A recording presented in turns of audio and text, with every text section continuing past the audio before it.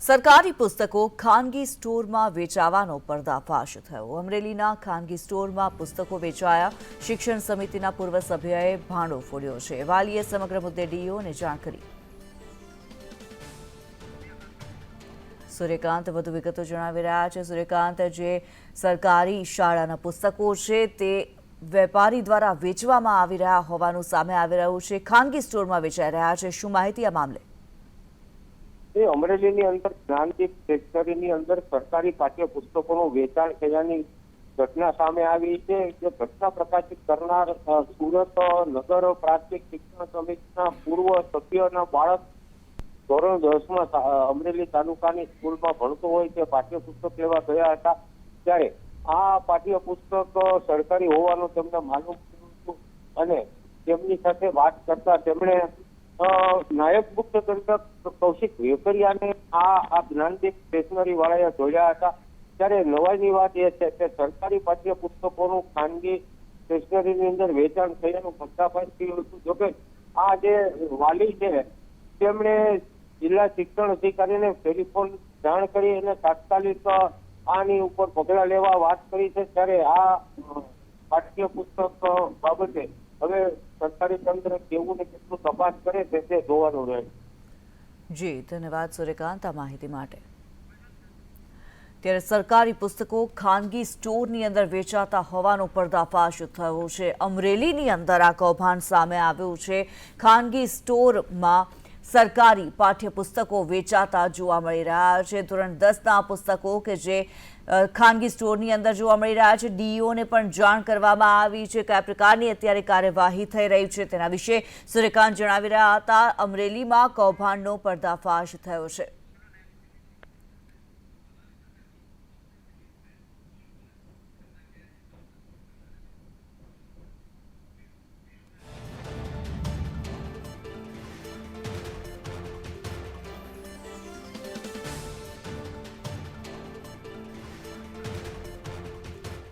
શિક્ષણ સમિતિના પૂર્વ સભ્યએ આજ સમગ્ર ભાંડો ફોડ્યો છે। સરકારી પુસ્તકો જે છે પાઠ્ય પુસ્તકો એ ખાનગી સ્ટોરની અંદર વેચાતા હોવાનું સામે આવી રહ્યું છે। જ્યારે આ ખાનગી સ્ટોરના માલિકને પૂછવામાં આવ્યું તો તેણે નાયબ દંડકનું નામ આપ્યું હતું। તેમની સાથે કૌશિક વેકરિયાની સાથે વાત થઈ હોવાનો ખુલાસો કર્યો છે। આ જ્ઞાનદીપ જે સ્ટોર છે, જે વેપારી છે તેણે, અને જે પ્રમાણે અત્યારે સામે આવી રહ્યું છે, સરકારી પાઠ્ય પુસ્તકો ખાનગી સ્ટોરની અંદર વેચાતા જોવા મળી રહ્યા છે। સરકારી પુસ્તકોનું વેચાણ ખાનગી સ્ટોરમાં થઈ રહ્યું હોવાનું સામે આવ્યું છે। ડીઓને પણ જાણ કરવામાં આવી છે। ત્યારે શિક્ષણ સમિતિના પૂર્વ સભ્ય દ્વારા આ સમગ્ર ભાંડાફોડ કરવામાં આવ્યો છે। અમરેલીમાં ખાનગી સ્ટોરમાં સરકારી શાળાના પાઠ્યપુસ્તકો વેચાતા જોવા મળી રહ્યા છે। સરકારી પાઠ્યપુસ્તકોની વેચાણ થઈ રહ્યું છે। શિક્ષણ સમિતિના પૂર્વ સભ્યએ આ સમગ્ર ષડયંત્રનો,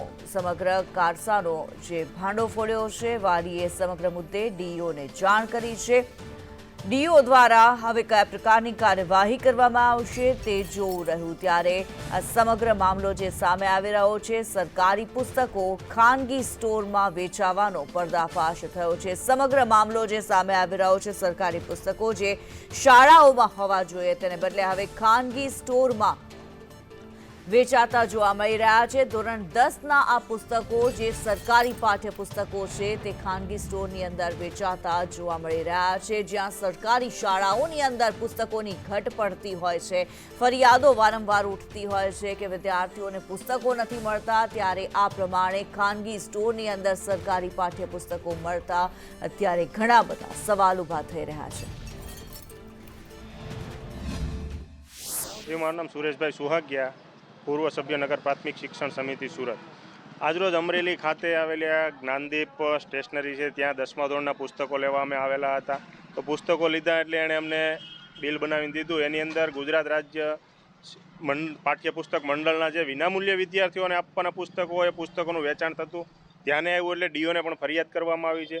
અડધો કલાક ઉપરનો સમય વયો ગયો, ડીઓ પણ હજી અહીંયા આવેલા નથી। અને અહીંયા તપાસ કરી તો જે સ્ટેશનરીના માલિક છે એ એમ કહે છે કે આને પુસ્તકો વિશે તમારે કૌશિકભાઈ વેકરિયા જોડે પણ 10 દિવસ પહેલાં વાત થયેલી હતી। એટલે આમાં ક્યાંક ને ક્યાંક રાજ્ય સરકાર પણ સંડોવાયેલી હોય એવું લાગે છે। કારણ કે વારંવાર નકલી વસ્તુઓ પકડાય છે, કાંઈ ને કાંઈક ગવર્મેન્ટની વસ્તુઓ વેચાતા ની પકડાય છે. તો સ્ટેશનરી જે અમરેલી જિલ્લામાં આવેલી છે ને એના ધારાસભ્ય અને ગુજરાત રાજ્યના દંડકશ્રી છે કૌશિકભાઈ વેકરિયા. તો આ સ્ટેશનરીવાળો જે છે એ ભાઈ કૌશિકભાઈનું નામ લે છે. તો આપના માધ્યમથી હું કૌશિકભાઈ સુધી પણ આ સંદેશ મોકલવા માંગુ છું કે જો આમાં તમારો કંઈ હાથ ન હોય તો આની સામે તમે પણ કડક પગલાં ભરો, કેમ કે ભાઈ દ્વારા આપનું નામ દેવામાં આવેલું છે.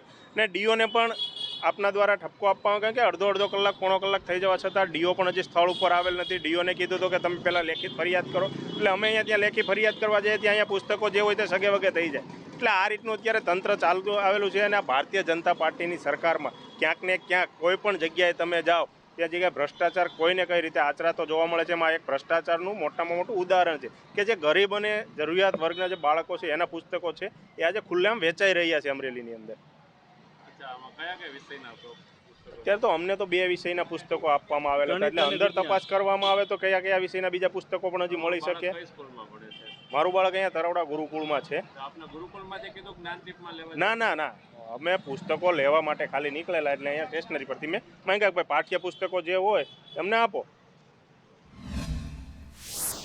તો અમરેલીમાં જે પ્રમાણે સામે આવી રહ્યું છે, સરકારી શાળાના જે પાઠ્યપુસ્તકો છે, ધોરણ 10ના પાઠ્યપુસ્તકો ખાનગી સ્ટોરની અંદર વેચાતા જોવા મળી રહ્યા છે. જે શાળાઓમાં મફત જે મળતા હોય છે, જે બાળકોને વિદ્યાર્થીઓને એમને આપવામાં આવતા હોય છે, તે અત્યારે વેચાણ થઈ રહ્યું હોવાનો પર્દાફાશ થઈ રહ્યો છે. સરકારી પુસ્તકો ખાનગી સ્ટોરમાં વેચાતા હોવાનો અત્યારે પર્દાફાશ થયો છે. આ સમગ્ર ભાંડો શિક્ષણ સમિતિના એક પૂર્વ સભ્ય દ્વારા ફોડવામાં આવ્યો છે. શિક્ષણ સમિતિના પૂર્વ સભ્યએ જ્યારે આ સમગ્ર ઘટના સામે લાવી છે ત્યારે પુસ્તકો પણ આ વિડીયોની અંદર આપ જોઈ શકો છો. જે પ્રમાણે ખાનગી સ્ટોરની અંદરથી જે પુસ્તકો જોવા મળી રહ્યા છે, સરકારી શાળાઓમાં અપાતા આ પુસ્તકો છે કે જે વિદ્યાર્થીઓને મફત આપવામાં આવે છે, પરંતુ અહીંયા ખાનગી સ્ટોરની અંદર આ પુસ્તકો વેચાતા જોવા મળી રહ્યા છે. ઘણીવાર એવી ફરિયાદો ઉઠી છે, રાવ ઉઠી છે કે વિદ્યાર્થીઓ સુધી યોગ્ય સમયે તેમને પુસ્તકો પહોંચતા નથી. ત્યારે આ પ્રમાણે ખાનગી સ્ટોરની અંદર જે પ્રમાણે પુસ્તકો વેચાઈ રહ્યા છે, ઘણા બધા સવાલો ઊભા થઈ રહ્યા છે.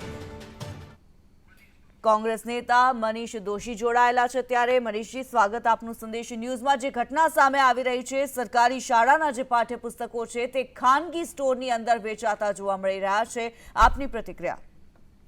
સંદેશની સ્ક્રીન ઉપરના માધ્યમને અન્ય માધ્યમોમાં પણ આ વાત જ્યારે ચમકી છે. આપણે ગુજરાત જેવા પ્રગતિશીલ અને ગતિશીલ ગુજરાતમાં ભ્રષ્ટાચાર કેટલો પ્રગતિશીલ અને ગતિશીલ છે એનો વધુ એક નમૂનો આપણી સામે આવે છે. અને એ પણ કેટલી ગંભીર અને ચિંતાનો વિષય એવા સમયે જ્યારે ગરીબ બાળકોને, સામાન્ય ઘરના બાળકોને શિક્ષણનો અધિકાર આપવા માટે કેન્દ્રમાં કોંગ્રેસની સરકારે કાયદો બનાવ્યો, ત્યારે ગુજરાતમાં શિક્ષણનો અધિકાર છીનવવાનું પાપ કરવામાં આવે એ ભાજપ સરકારની આ નીતિનો આ પર્દાફાશ થયો છે.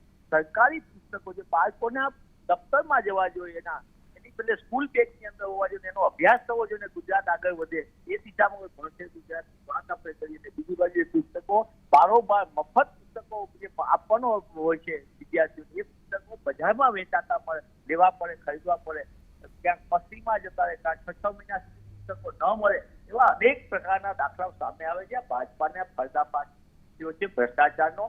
માત્ર ગુજરાતમાં શિક્ષણના પુસ્તકો પૂરતું નથી. આપણે સરકારી દવાખાનાની દવાઓ જે છે વેચાણ માટેની ન હોય, જે મફત દર્દીઓને આપવાની દવા માર્કેટમાં વેચાય, આંગણવાડીનું ભોજન હોય પોષણ સમાન ગરીબ બાળકોનું, એ બારોબાર સગે વગે થઈ જાય. મધ્યાહન ભોજનનું બાળકોના મોંમાં ખોડિયો જવો જોઈએ, એની બદલે સગે વગે થઈ જાય કરોડો રૂપિયા. આ પાપ કરનારી ભાજપ સરકારે સુધારવાનો સમય પાકી ગયો છે. આ ઘણી ગંભીર અને ચિંતાનો વિષય છે. પુસ્તકોમાં સ્પષ્ટ લખ્યું છે કે આ પુસ્તક મફત શિક્ષણના અધિકાર હેઠળ મફત પુસ્તકની વિનામૂલ્ય યોજના છે, એના હેઠળ વિદ્યાર્થીને આપવામાં આવે છે અને એ પુસ્તક બજારમાં વેચાય. એનો મતલબ ભાજપ સરકારનો શિક્ષણ વિભાગ એ ભ્રષ્ટાચારનું એપિસેન્ટર છે, એ વધુ એક વાર સાબિત થયું છે. બિલકુલ મનીષજી, ત્યારે અહીંયા આપની પાસેથી એ પણ જાણવા માંગીશું કે આ પ્રકારની કાર્યવાહી થવી જોઈએ, કેવી જરૂર લાગી રહી છે કાર્યવાહી માટે? નહીં, સૌથી મોટી આ પહેલા તો એ જાણવાની જરૂર છે કે જે પુસ્તકો વિદ્યાર્થીના સ્કૂલ બેગની અંદર મળવા જોઈએ, વિદ્યાર્થીનો અધિકાર છે એને મળવા જોઈએ, ગરીબ સામાન્ય વર્ગના બાળકોને મળવાના હોય, એ પુસ્તક બજારમાં ગયા ક્યાં? પુસ્તક સગે વગે કરનાર કોણ છે એની સામે ફરિયાદ થવી જોઈએ. જિલ્લા શિક્ષણ અધિકારી પણ હપ્તા લઈને આવા બધા તત્વોને છાવરતી હોય છે અને સ્થાનિક નેતાઓની જવાબ. કોંગ્રેસ ભાજપનું નથી, આ ગુજરાતનો વિષય છે, ગુજરાતના શિક્ષણના અધિકારનો છે. ત્યારે શું આ રીતે ભણશે ગુજરાત? બિલકુલ એક સવાલ ઉઠાવવામાં આવી રહ્યો છે, શું આવી રીતે ભણશે ગુજરાત? મનીષજી, આભાર આપનો અમારી સાથે જોડાવા બદલ.